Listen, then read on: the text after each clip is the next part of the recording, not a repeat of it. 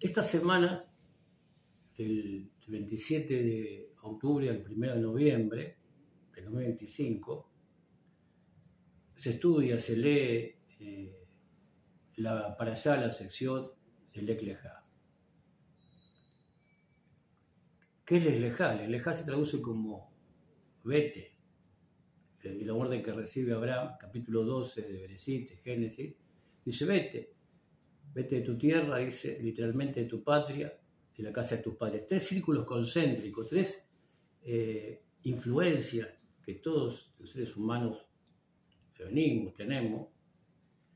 Toma distancia entre los más profundos. Gershon Scholem escribió que la Kabbalah es el proceso que va del obvio a lo profundo y lo profundo a lo oculto, literal, que es simbólico, metafórico, alegórico, requiere una investigación. Eso se hace en cada semana, debería ser un estudiante de Kabbalah, para llegar al aprender qué es lo que me está diciendo el texto y cómo uno trae al siglo XXI, a la época, este texto que tiene miles de años, 3.000 años original, 2.500 la Torá canónica, escrita, digo yo, en la escuela de Esdras, siglo V antes de nuestra era, 2.500 años. Entonces, ¿cómo trae su vida cotidiana, aprendizaje, esto que tiene que ver con cada uno de nosotros, para tomar distancia, dice, de los mandatos socioculturales, sociopolíticos y familiares? Eso es Lech Lejá, es lo más difícil. Quizá ese que recibe el primer Mecubal, Abraham Avino, el patriarca Abraham, nuestro padre Abraham, recibe ese mandato, recibe esa orden. Abraham tiene un seudónimo, es un apodo, Ivrit, el hebreo, el que se pone del otro lado. Ivrit es el del otro lado, literalmente el Éufrates, venía de Ur de Caldea, pero otro lado del poder. Él cuestiona, entiende que eso que se impone, el poder político, Nimrod, confronta con Nimrod, con su propio padre, que era un vendedor de ídolos. Él decía que era todo una falacia, mentiras, injusticia, corrupción, etc. Entonces dice, vete, no, toma distancia de todo eso. Los mandatos culturales, sociopolíticos, y es lo más difícil de todo, es que la orden, viene el verbo, Lech Lejá, caminar, andar, la lajet, camina, anda, convive con esa imperfección, ese orden, que siempre será injusto, porque es hecho por seres humanos.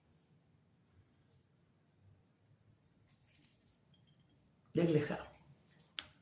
Y eso tenemos que lidiar, porque todos tenemos necesidad de pertenecer a una cultura, queremos, hasta Freud decía la adaptación a eso, pero no puede adaptarse a algo que es perverso.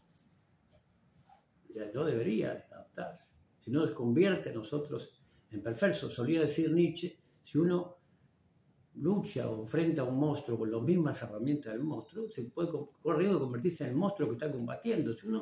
¿Cómo uno toma distancia de eso? ¿Cómo uno trae? Es lo más difícil del mundo. Lech Lejá, ese mandato que debemos sostener diariamente, por eso se camina, como conducta, nuestros hábitos, cambiar nuestros hábitos. Es muy difícil. Y si hay un artista, un personaje contemporáneo, podría decir yo, murió en el año 2016, nació en el año 1934, un 21 de septiembre, año 1934, un 25 de Elul, el legendario hebreo, que fue Leonard Cohen. ¿Qué fue Leonard Cohen? Leonard Cohen fue un judío canadiense, es parte de madre, el abuelo materno era un gran talmudista lituano, de ahí viene su familia, su papá era un sastre, que vivió en una posición acomodada, pero él decía que desde niño sintió ese mandato cultural, sociopolítico, familiar, en su hogar, mesiánico, porque Cohen es un apellido pesado en la tradición hebrea, pues Cohen decía, soy descendiente de Aarón. Él era descendiente de los Cohen es sacerdote. Aarón fue el primer sacerdote instituido en el desierto, por él, responsable de la liturgia, podríamos decir, en ese templo que es construido con determinados detalles, que fue destruido y volvió a construir y vuelve a destruir, etcétera, etcétera, etcétera. Entonces tenía esa tensión el hombre, su vida, y toda su vida está pautada por este Lech Lechá, diría yo. Si hay alguien, músico, artista, poeta, algunos dicen para es el poeta más importante de su generación. Entonces ese hombre, tanto se le matiza con la tradición, que nunca dejó la tradición, ya digo, ese mandato, ese apellido pesadísimo que es Cohen, en la década del 70, por cuestiones personales, contradicciones, conflictos, empieza a practicar budismo. Y él decía que el budismo era algo que no, porque no tiene que ver con, no es religioso, no tiene que ver con la religión. Él estaba, ese mandato de la religión hebrea, judía, llamémosle, siendo Cohen, descendiente de Haror. Y es el año 96, para eso, cuando el año 94 va y vuelve con este asunto del budismo. Tiene un maestro que fue maestro de Richard Gere, de Oliver Stone, entre tantos. Estaba al norte, un monasterio está al norte de California, si era tanto solamente. Este hombre murió a los 104 años, este maestro budista. Y el año 94, con una crisis existencial terrible, se ingresa en ese monasterio y yo viví en el monasterio durante 2 años, y tenía 13 años. 13 horas, de meditación, luego cortar, preparar comida y limpiar. Dice, no encontraba nada peor para poder salir de eso que es, de ese mundo secular que lo arrastraba y lo sacaba de su tradición, de alguna manera, o de encontrar ese deseo. ¿Qué hace tomar distancia del mandato cultural, sociopolítico y familiar? Le hace encontrar su propia voluntad, su deseo, qué es lo que uno quiere. Él no quería lo que no estaba interesado en ser un sacerdote. Cuestionaba quizás ya saber esas formas sacerdote. Entonces es instaurado, ordenado monje budista, y con el nombre, noté por acá, Hikan, así se escucha en japonés, Hikan, no sé cómo son los ideogramas, su maestro Sasaki llamaba, y Hikan es el silencioso. Y ahora, pero sale, igual vuelve, porque él siempre estuvo vinculado, es formado en una sinagoga que se llama Yar Hayamain, Portal del Cielo. Termina, nunca dice que encuentra unos tefilín de su abuelo materno y me rezaba como rezaba su padre, tefilín, buscando una conexión real. Pero hay una canción, un tema, en medio de esto, del 70 al 96, digamos, no sé, cuando es instaurado, ordenado, monje budista, Hikan, el silencioso, así lo veía este maestro, Sasaki, maestro también de través de Richard Gere, de Oliver Stone, etc. Compone una canción, o edita una canción que le lleva 3 o 4 años, que se llama Aleluya, que no tuvo su éxito. Un éxito en el momento de la edición, no resonó, no tuvo como se dice, en los top 3 de escucha, hablando del año 1984. Tenía alrededor de 50 años este hombre cuando edita ese álbum. Pero hay un judío estadounidense que se llama Alan Light, crítico, escribió en la revista Rolling Stone y otras revistas musicales, crítico musical, rock and roll, hip hop, etc., especialista en música contemporánea, que en una celebración de Yom Kippur, otra vez el sacerdote, Aarón, el Cohen Gadol, el gran sacerdote, se dice, el momento del rescate, así se traduce bien, traduce Yom Kippur, el día del rescate, ingresa al templo, al arca, tiene un proceso de purificación importante para rescatar y expiar los pecados de todo el pueblo de Israel. Un Yom Kippur, mire usted la coincidencia, Cohen es el apellido pesado, el Leonard Cohen. Cohen es sacerdote, y en un Yom Kippur este hombre escucha una celebración, la más sagrada de la tradición hebrea, el Aleluya de Leonard Cohen, una canción secular. Entonces se pregunta, ¿no?, cómo esa canción llega al principio, grabado por John Buckley, ahí empieza el devenir, la peripecia de esta canción, por Bon Jovi, Andrea Bocelli, 200 versiones en español, en inglés, en distintas lenguas. Entonces se pregunta, dice, la historia, se analiza la historia. Hay un programa argentino que se llama ¿Cómo escribiste? Entrevista a Leonard Cohen y escribe un libro que en la traducción al español, el libro es del 2022, una editorial vasca, Liburuac, es la editorial Liburuac, que es libros en euskera, ya de Bilbao. El título es Lo roto y lo sagrado, pero el título original del año 2012, el libro que escribe y que cuenta la historia de esta canción, Aleluya, en inglés es The Holy of the Broken, lo sagrado de lo roto. Tiene que ver con un verso de este poema musicalizado que llevó entre 3 y 4 años escribirlo. Es este dilema que tenía, que habla del momento en que David conoce a Betseba. Hay un libro de Joseph Hicatilla, del siglo XIII, discípulo de Abraham Shmuel Abulafia.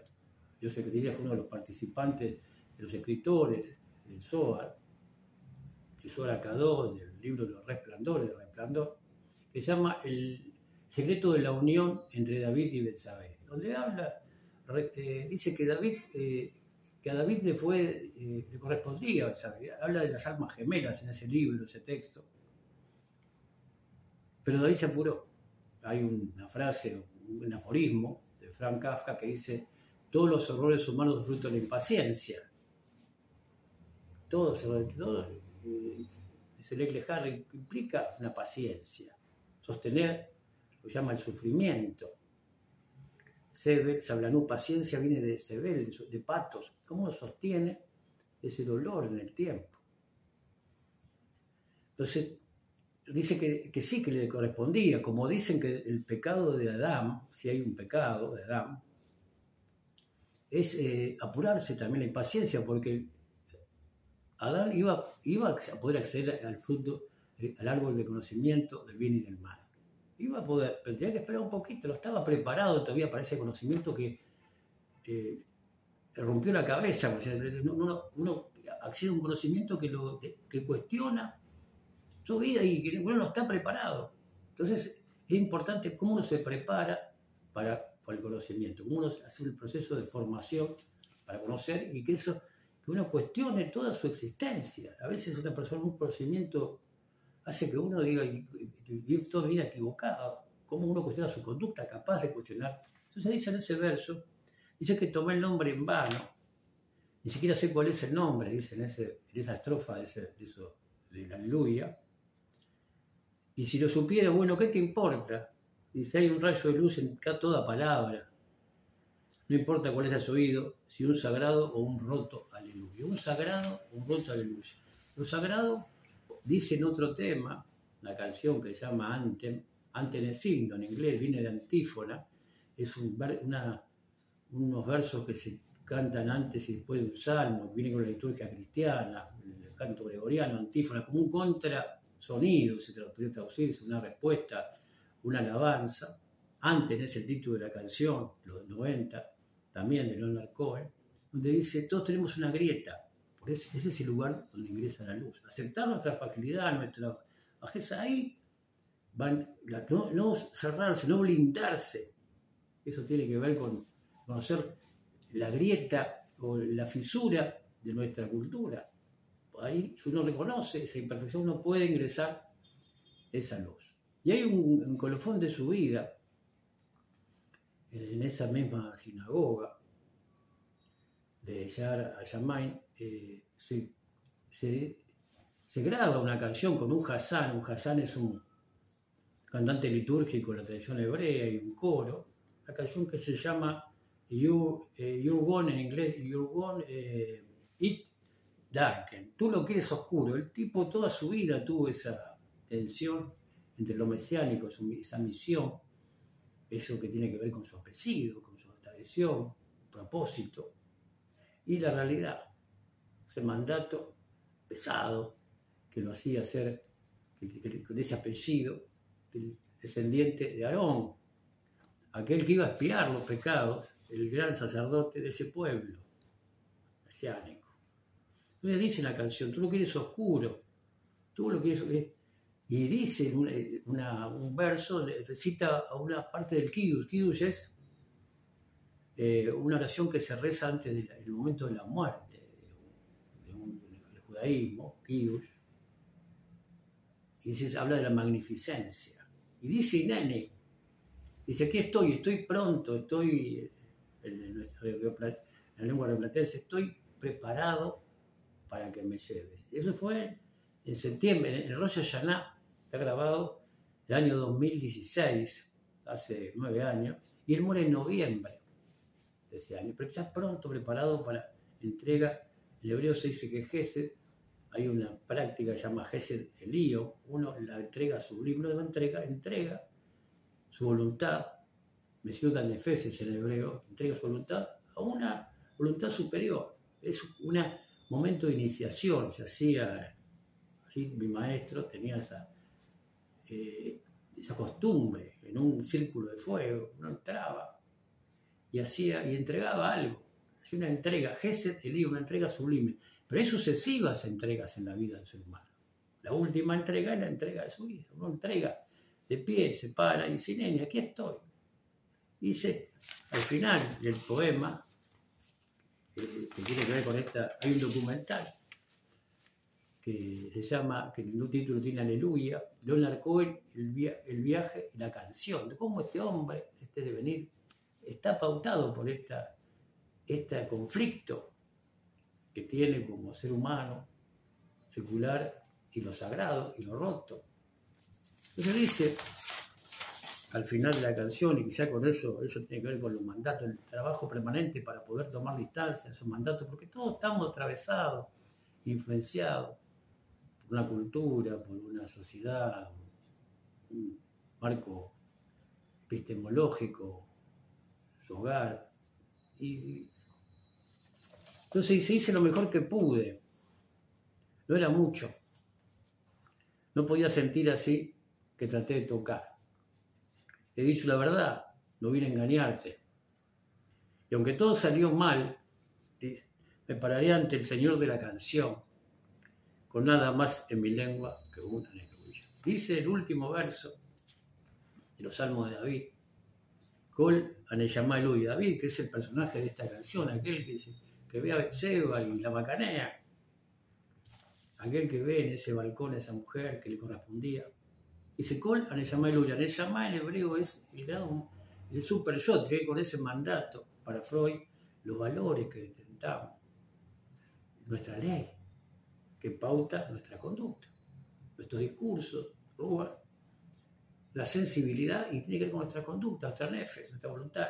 Con todos mis valores te voy a alabar, dice Col, pero si no leas, dicen los estudiantes de Kabbalah, Col Anishmailuya, los mismos grafemas tienen Nun, Shim, Mem y Hei. Col a cada respiración, aleluya, cada momento.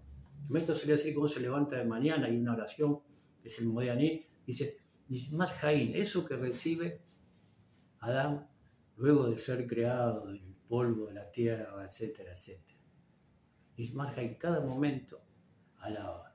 Y tratar y ser consciente de ese trabajo para poder tomar distancia de los mandatos culturales, sociopolíticos y familiares. Lejá es lo más difícil. Cuando uno es uno y cuando uno es lo que los demás quieren que sea.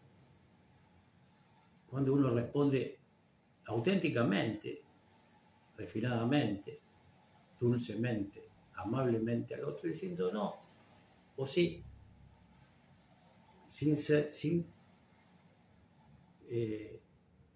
haciendo lo correcto y no lo conveniente, decía escuché hace muchos años, lo correcto, lo que uno entiende en ese momento que debe hacer. Pero no sé, como siempre, no sé, lej leja, vete de tu tierra, de tu patria y la casa de tu padre. Amén.